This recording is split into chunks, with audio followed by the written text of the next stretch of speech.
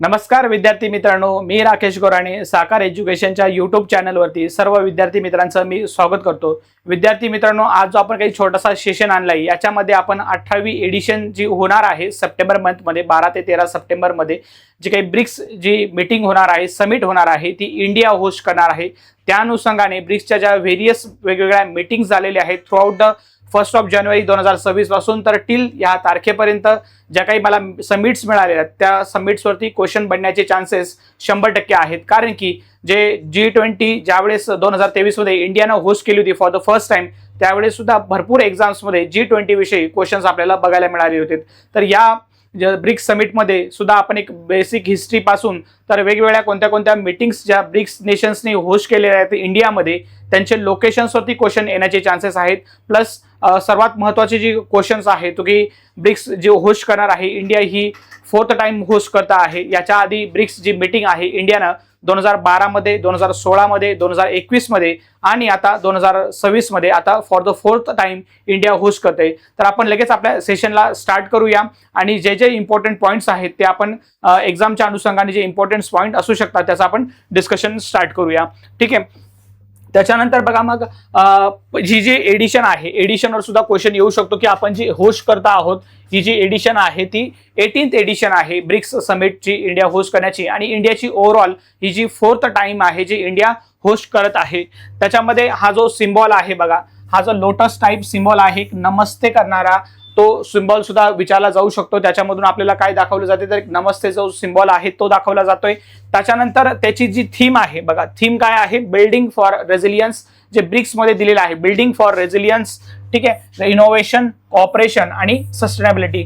जसं ब्रिक्सचे पूर्ण जे ऑब्रिव्हिएशन आहे तेच त्यांनी इथे जे काय त्याला एक्सपान्शन दिलेलं आहे, building for resilience, innovation, cooperation आणि सस्टेनेबिलिटी। ठीक आहे, मग याच्यामध्ये बघा प्रामुख्याने जे आहे ब्रिक्सच्या एस्टॅब्लिशमेंट पासून आपण पुढे जाऊया। बघा ब्रिक्सचा जर आधीचा आपण जर विचार केला तर 2001 मध्ये ब्रिक फक्त BRIC ही जी टर्म आहे ही कॉइन जी केली होती ते ब्रिटिश इकॉनॉमिस्ट होते जिम ओ'नील नावाचे। ठीक आहे, त्यांनी ही टर्म दिली होती आणि हा ब्रिक्स जो काही ग्रुप आहे हा कशाचा ग्रुप आहे, कोणत्या नेशनचा ग्रुप आहे तर हे जे कंट्री आहे ते ग्लोबल साऊथचा आवाज असं देखील असं म्हटलं जाईल। त्याच्यामध्ये ह्या ग्लोबल साऊथ कंट्रीचं पार्टिसिपेशन आहे।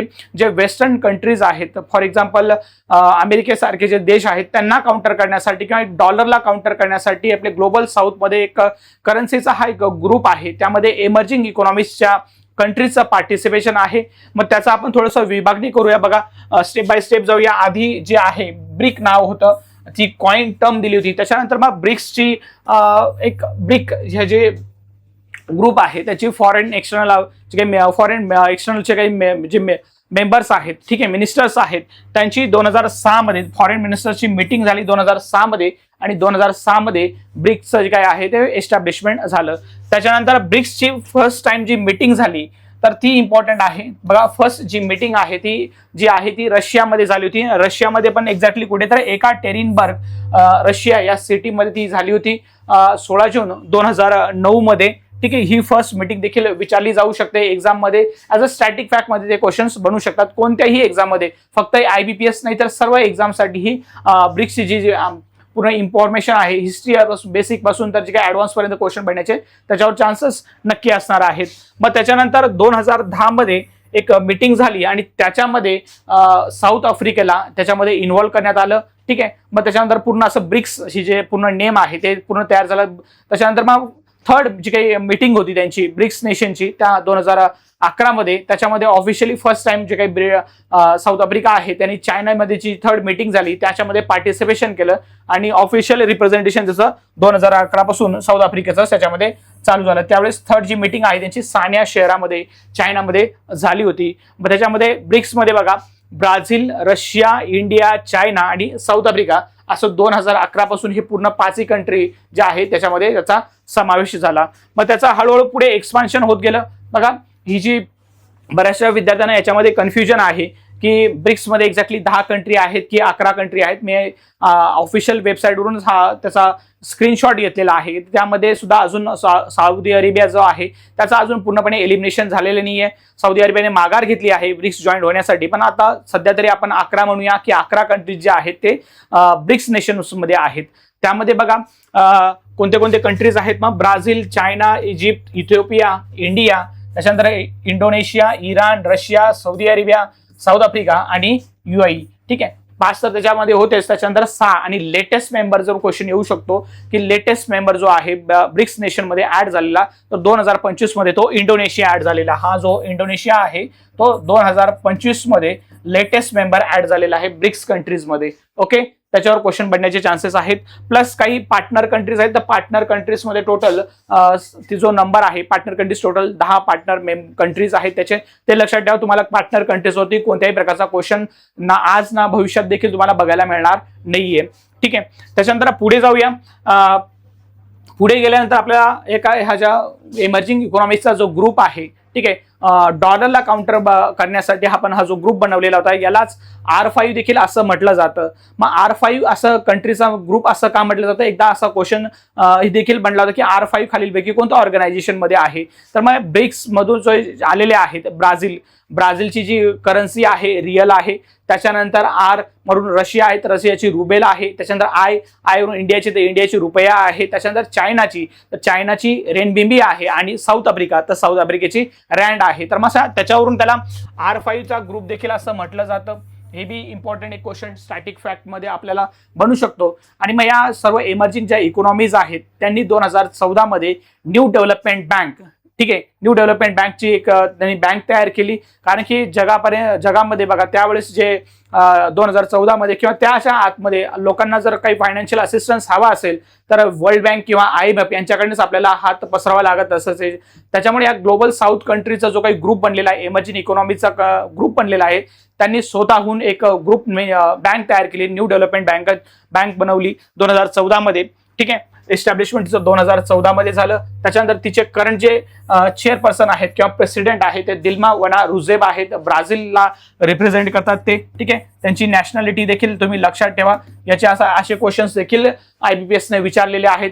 जे चेअरपर्सन आहे ते कोणत्या कंट्रीला बिलॉंग करतात, तर आपल्याला दिल्मा वना रुझेब यांची आपल्याला नॅशनॅलिटी सुद्धा आपल्याला लक्षात घ्यावा लागणार आहे. त्याच्यानंतर जे काही हेडक्वार्टर आहे न्यू डेव्हलपमेंट बँकचं जे काही हेडक्वार्टर आहे तर ते शांघाई चायनामध्ये आहे. हे देखील आपल्याला लक्षात ठेवावं लागणार आहे. आणि चायनाचं सगळ्यात मोठे वोटिंग पर्सेंटेजचा जर काउंट बघितला तर 39.95% वोटिंग जे आहे ते देखील चायनाचंच आहे. आणि इंडियाचं जे वोटिंग पर्सेंटेज राईट आहे ते 18.1% आहे. ठीक आहे, तर चायनाचा सगळ्यात जास्त मोठा वाटा न्यू डेव्हलपमेंट बँकमध्ये आहे. विद्यार्थी मित्रांनो, पुढे जाऊया. मग आता आपण आपल्या जो सेशन आहे त्या ब्रिक्सच्या ज्या व्हेरियस मीटिंग आहेत त्यांचा फक्त आपण जास्त डीपमध्ये जाणार नाही आहोत, कारण की हे जे ब्रिक्स नेशन्स आहेत तर त्या ब्रिक्स नेशनमध्ये ज्या व्हेरियस ज्या आपल्या इंडियामध्ये मीटिंग्स त्यांनी ज्या घेतलेल्या आहेत त्या पर्टिक्युलर क्षेत्रासाठी घेतलेल्या आहेत. त्याच्यामध्ये एकमेकांना कंट्रीना जे काही मेंबर्स आहेत ते एक सर्व जे नेशन्स असतील ते एकमेकांना मदत करून त्यामध्ये एक प्रगती किंवा मजबूत त्याच्यामध्ये स्ट्रेंथन बनवणार आहात. तर मग त्यासाठी आपण आपल्याला फक्त जे एक्झाम पॉईंट ऑफ गरजेचं आहे ब्रिक्स त्याची कोणती मीटिंग आहे आणि कोणत्या लोकेशनला होणार आहे ते आपल्याला इम्पॉर्टंट आहे. त्याच्यानुसार आपण पुढे जाऊया. बघा, ब्रिक्सची जी मीटिंग झाली वुमन्सवरती, BRICS women's working group meeting, बघा ती कुठे झालेली आहे तर कोची केरळम इथे झालेली आहे. वुमन एम्पॉवरमेंट किंवा जेंडर इक्वॅलिटीला समान धरून यामध्ये प्रगती करायची आहे आपल्याला सर्व ब्रिक्स नेशनमध्ये. तर त्या रिलेटेड जी मीटिंग आहे वुमन एम्पॉवरमेंटची जी काही मीटिंग आहे वर्किंग ग्रुप मीटिंग ती कोची केरळम मध्ये झालेली आहे. त्याच्यानंतर नेक्स्ट बघा, दुसरी जी 11th एडिशन आहे ब्रिक्सची एनर्जी मिनिस्ट्रियल मीटिंग, ब्रिक्स ची जी मीटिंग आहे एनर्जी शी रिलेटेड जी मीटिंग आहे मिनिस्ट्रियल मीटिंग जी आहे ती गुरुग्राम हरियाणाला झालेली आहे. तर ही मीटिंग तुम्ही कसं लक्षात ठेवू शकतो विद्यार्थी मित्रांनो, आपले एकमेव जे इंटरनॅशनल ऑर्गनायझेशन आहे इंटरनॅशनल सोलर अलायन्स, जे इंडियाचा लेड इनिशिएटिव्ह आहे, इंडिया आणि फ्रान्सचा लेड इनिशिएटिव्ह आहे 2015 मध्ये, त्याचा हेडक्वार्टर देखील गुरुग्राम हरियाणामध्ये आहे. तर मग एनर्जीशी आपण ते रिलेट करू शकतो आणि एनर्जी रिलेटेड जी ब्रिक्स जी मीटिंग आहे ती गुरुग्राम हरियाणामध्ये झालेली आहे. इथे लोकेशन पण मेन्शन केलेलं आहे गुरुग्राम हरियाणामध्ये. त्याच्यानंतर नेक्स्ट जाऊया. बघा, ब्रिक्सची कल्चरल वर्किंग ग्रुप जी काही सेकंड मीटिंग आहे, ठीक आहे, तर ती देखील जी आहे आपलं कल्चरल हेरिटेज आपण वाराणसीला बऱ्यापैकी आपण त्याला रिलेट करू शकतो. तर ती मीटिंग देखील वाराणसी उत्तर प्रदेश इथे झालेली आहे. त्याच्यानंतर नेक्स्ट बघा ब्रिक्सचे डिझास्टर रिस्क रिडक्शन. बघा ब्रिक्सची जे डिझास्टर रिस्क रिडक्शन जे वर्किंग ग्रुपची जी मीटिंग आहे ती कुठे झाली तर पुरी ओडिसामध्ये झालेली आहे. तर डिझास्टरशी तुम्ही रिलेट करू शकता की मॅक्सिमम डिझास्टर जे आहेत ते कुठे येऊ शकतात तर कोस्ट लाईनचा जो एरिया आहे त्यामध्ये तुम्ही बे ऑफ बेंगॉलशी रिलेटेड करून आणि ओडिसा जे आहे ते पुरीला तुम्ही रिलेट करू शकता आणि ते ऑप्शन तुम्ही टिक करू शकता. तर ब्रिक्सची जी आहे डिझास्टर रिस्क रिडक्शन वर्किंग ग्रुपची सेकंड टेक्निकल मीटिंग जी आहे तर ती देखील पुरी ओडिसा येथे झालेली आहे. त्याच्यानंतर नेक्स्ट बघा ब्रिक्सची 16वी जी ब्रिक्सची ॲग्रिकल्चर मिनिस्ट्रियल मीटिंग जी आहे ती कुठं झालेली आहे. ॲग्रिकल्चरशी रिलेटेड करण्याची जी मीटिंग आहे ही सर्वात इम्पॉर्टंट मीटिंग आहे, कारण जे आपले ॲग्रिकल्चर युनियन मिनिस्टर आहेत शिवराज सिंग चौहान ते देखील मध्य प्रदेशला बिलॉंग करतात, मध्य प्रदेशचे आहेत ते. आणि मग ॲग्रिकल्चरशी रिलेटेड तर ती मीटिंग देखील कुठे झाली आहे तर इंदोर मध्य प्रदेशमध्ये झाली आहे. त्याचा एक तुम्ही असं कोरिलेट करून ते ऑप्शन तुम्ही टिक करू शकतात. ठीक आहे. आणि पुढे जाऊया. पुढे बघा युथ एम्पॉवरमेंट ब्रिक्सची युथ एंटरप्रेनरशिप वर्किंग ग्रुपची मीटिंग आहे ती देखील 2 मीटिंग आहेत, एक ॲग्रिकल्चरची मीटिंग आणि त्याच्यानंतर युथ एंटरप्रेनरशिपची वर्किंग ग्रुपची जी मीटिंग आहे ती इंदोर मध्य प्रदेशमध्ये झालेली आहे. ठीक आहे. याची जी मीटिंग आहे ही देखील इंदोर मध्य प्रदेशमध्ये झालेली आहे. त्याच्यानंतर ब्रिक्सची बघा जस्टिस मिनिस्टर्स मीटिंग जी आहे, ठीक आहे, जे सोशल जस्टिस मिनिस्टर्स मीटिंग जी आहे ब्रिक्स नेशनचे जे मी मिनिस्टर्स असतील जे जस्टिस न्याय विभागाशी रिलेटेड असतील अशा जे काही मिनिस्टर लेवलची जी मीटिंग आहे ती गांधीनगर गुजरातमध्ये झालेली आहे. आणि आपण सगळे ना माहिती आहे की महात्मा गांधी हे गुजरातला बिलॉंग करतात, तर मग त्याविषयी तर काही डाऊटच नसायला पाहिजे ना. आपण ती मीटिंग देखील आपण इमिजिएटली त्याच्यावर गांधीनगर गुजरातपर्यंत आपण त्याच्यावर पोहोचू शकतो ऑप्शन पर्यंत. या मीटिंगचं जरी ना आपल्याला नाव घेतलं गेलं तरी आपल्याला तिथपर्यंत पोहोचू शकतो गांधीनगर गुजरातमध्ये. त्याच्यानंतर पुढे बघा ब्रिक्सची सिनियर ऑफिशियल्स मीटिंग जी आहे अल्टरनेट डिस्प्यूट रिझोल्युशन वरली बघा ती देखील मीटिंग जी आहे अल्टरनेट डिस्प्यूट रिझोल्युशन. ठीक आहे. न्याय रिलेटेड ज्या गोष्टी आहेत त्या गांधीनगर गुजरातशी रिलेट केल्या तरी तुम्ही त्याच्यावर पोहोचू शकता. Alternate dispute resolution. ठीक आहे. हे जे आहे याची मीटिंग जी आहे ती गांधीनगर गुजरातमध्ये झालेली आहे. त्याच्यानंतर मग पुढे जाऊया. बघा ब्रिक्सची फॉरेन मिनिस्टर्स मीटिंग. ठीक आहे. फॉरेन मिनिस्टर्स मीटिंग जी आहे ही नॅशनल कॅपिटलला झालेली आहे. ब्रिक्स फॉरेन जे काही मिनिस्टर्स मीटिंग आहे नेशनचे वेगळे जेवढे 11 मेंबर्स आहेत ब्रिक्सचे आणि पार्टनर कंट्रीज आहेत त्यांची जी फॉरेन मिनिस्टर्सची मीटिंग आहे ती कुठे झालेली आहे तर ती नॅशनल कॅपिटलला झाली आहे, न्यू दिल्लीला झालेली आहे. त्याच्यानंतर ब्रिक्सचे शेर्पाज. ठीक आहे. ब्रिक्सच्या शेर्पाज म्हणजे काय ब्रिक्स शेर्पाजची जी मीटिंग आहे जे नेशन्स आहेत ब्रिक्स पार्टिसिपेटिंग नेशन्स त्यांच्या कंट्रीचे रिप्रेझेंटेटिव्ह असतात त्यांना शेर्पा म्हटलं जातं. त्यांची मीटिंग देखील कुठे झालेली आहे तर ती देखील न्यू दिल्लीला झालेली आहे विद्यार्थी मित्रांनो. ती देखील कुठे झालेली आहे न्यू दिल्लीला झालेली आहे.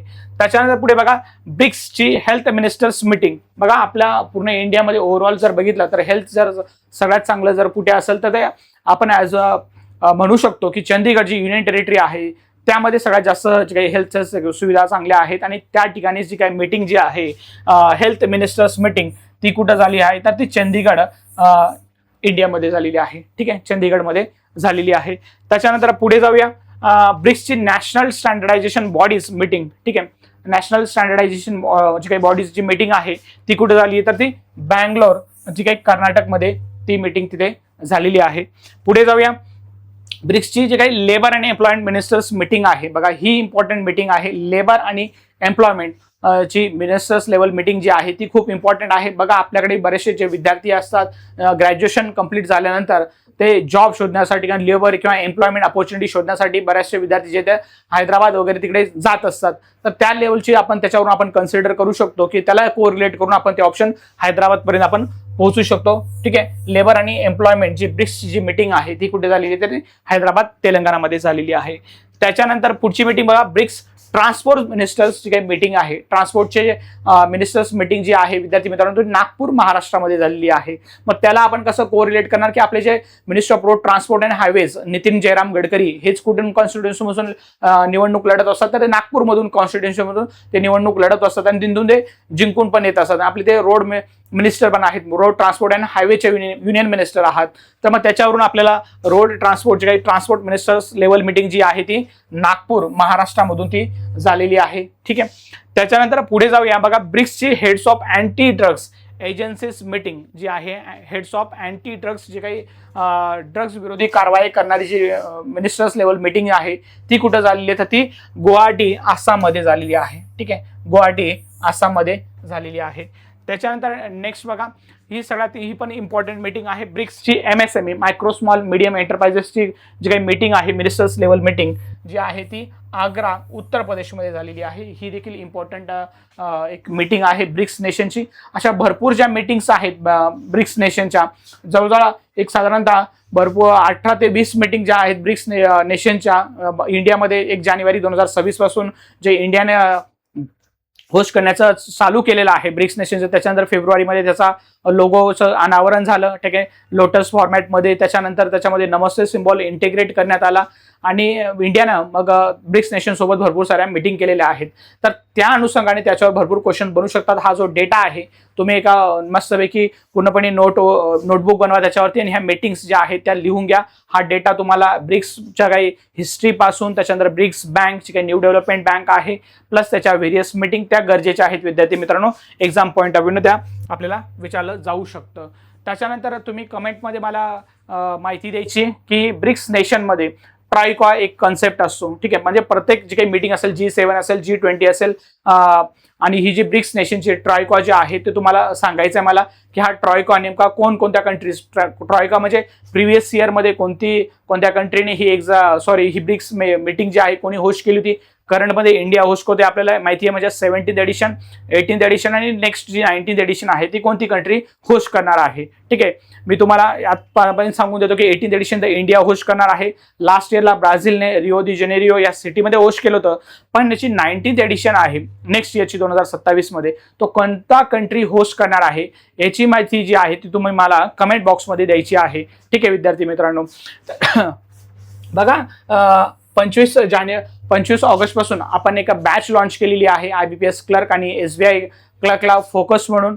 तर त्याची बॅच जी आहे आफ्टरनूनची बॅच आहे विद्यार्थी मित्रांनो, 11:30 पासून ते 4 पर्यंत चालणार आहे. त्याच्यामध्ये तुमचे जे 4ही लेक्चर्स असतील जे की कॉन्ट, रिझनिंग, इंग्लिश आणि जनरल अवेअरनेस डेली बेसिसवरती चालतील. जर समजा तुम्ही जर IBPS बँकेचं जर प्रिपरेशन करत असाल त्यासाठी ही ह्यूज ऑपॉर्च्युनिटी आहे. एवढ्या वॅकन्सीज एवढ्या 8-10 वर्षामध्ये मला नाही वाटत की IBPS आणि SBI क्लरिकलने अशा एवढ्या वॅकन्सीज काढल्या जातात. जर तुम्हाला प्रिपरेशन स्टार्ट करायचं असेल तर तुम्ही नक्कीच आमच्या या बॅचमध्ये ॲडमिशन घ्यायचं आहे किंवा येऊन तुम्ही 3 दिवस डेमो लेक्चर्स आहेत ते अटेंड करायचे आहेत. जर तुम्हाला तुमच्या टीचरशी त्याची ट्युनिंग मॅच होत असेल किंवा तुम्हाला जे त्यांनी शिकवलेलं कळत असेल आणि तुम्ही जर बँकेचं प्रिपरेशन करणार असाल तर नक्कीच तुम्ही डेमो लेक्चर्स अटेंड करायचे आणि त्याच्यानंतर तुम्ही ॲडमिशनचं डिसिजन घ्यायचं आहे.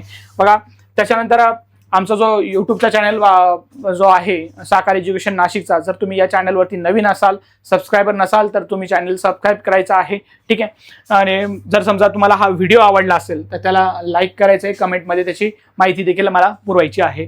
त्याच्यानंतर एक छोटासा माझा GA चा ग्रुप आहे, टेलिग्राम ग्रुप आहे.